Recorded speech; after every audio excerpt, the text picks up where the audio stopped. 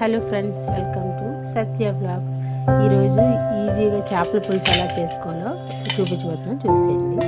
దానికోసం చేపలు నీట్గా వాష్ చేసుకొని టమాటాలు, ఉల్లిపాయలు, పచ్చిమిర్చి ఇవన్నీ రెడీ చేసుకోవాలి. చేపలను అయితే ఎక్కువగా వాష్ చేసుకోవాలండి, ఒక 6-7 సార్లు వాష్ చేసుకోవాలి. అప్పుడు చేపలన్నీ ఒక గిన్నెలో తీసుకొని అందులో ఇవన్నీ మిక్స్ చేసుకోవాలి. చేపలో గిన్నె వేసుకున్నాం కదా, పచ్చిమిర్చి, ఉల్లిపాయలు, తర్వాత టమాటాలని కొంచెం మెత్తగా స్మాష్ చేసుకోవాలి, అంటే మెత్తగా పిసుకోవాలి, అంటే జ్యూసీగా వస్తుంది పులుసు. కొంచెం మరీ పలచగా కాకుండా పేస్ట్ లాగా కూడా చేసేయకూడదు, కొంచెం స్మాష్ చేసుకుని సరిపోద్ది. ఇలా ట్రై చేస్తే చాలా బాగుంటుంది, చాలా ఈజీగా అయిపోతుంది. తర్వాత కొంచెం కరివేపాకు యాడ్ చేసుకొని ఇందులో ఇప్పుడేమో ఒకసారి కొంచెం కలుపుకొని కొద్దిగా మిగతా ఉంటాయి కదా ఉప్పు, కారం అవన్నీ అవి కూడా యాడ్ చేసుకోవాలి. ఇవన్నీ పసుపు యాడ్ చేస్తున్నాను.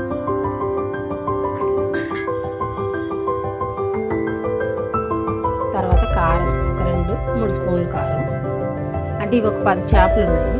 ఇవి ఈ చేపలను పర్లేదు, ఎర్రని చేపలు ఎర్రగా ఉంటాయి కదా పులిహోర, అవైనా సరే ఇలాగే పులుసు పెట్టుకుంటే చాలా బాగుంటుంది. తర్వాత ఉప్పు, చాలా ఈజీ అయిపోతుంది. కొంచెం ఆయిల్, కొంచెం అంటే ఆ చేపల క్వాంటిటీ బట్టి మనం అన్నీ వేసుకోవాలి. బాగా కొంచెం కలుపుకొని చేయి పెట్టి కలిపి వెళ్ళిపోతాయి.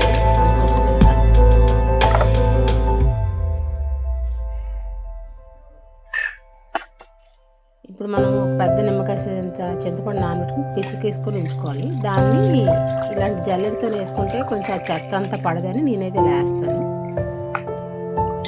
ఆ చెత్త ఏం పడదు, చెక్క ఒక్క ట్రిప్కి అయిపోతుంది అంతా.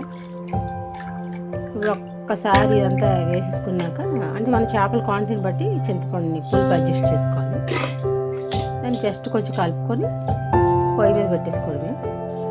కరెక్ట్గా ఒక 15 నిమిషాలు ఉడికిపోద్దండి ఈ పులుసు, ఎవరైనా చేసేవచ్చు. ఆ తర్వాత కొత్తిమీరైనా కొంచెం మసాలా పేస్ట్ ప్రిపేర్ చేసుకున్నాను. ఆ మసాలా పేస్ట్ కోసం వెల్లుల్లిపాయ, జీలకర్ర, కొంచెం ధనియాలు, చిన్న అల్లం ముక్క దంచుకున్నాను. ఒకవేళ ఆ పేస్ట్ వేసుకోకపోయినా దీన్ని డైరెక్ట్గా మరిగించేసుకొని కొత్తిమీర యాడ్ చేసుకోవచ్చు. అయితే ఆ పేస్ట్ వేసుకుంటే ఇంకా కొంచెం బాగుంటుంది టేస్ట్.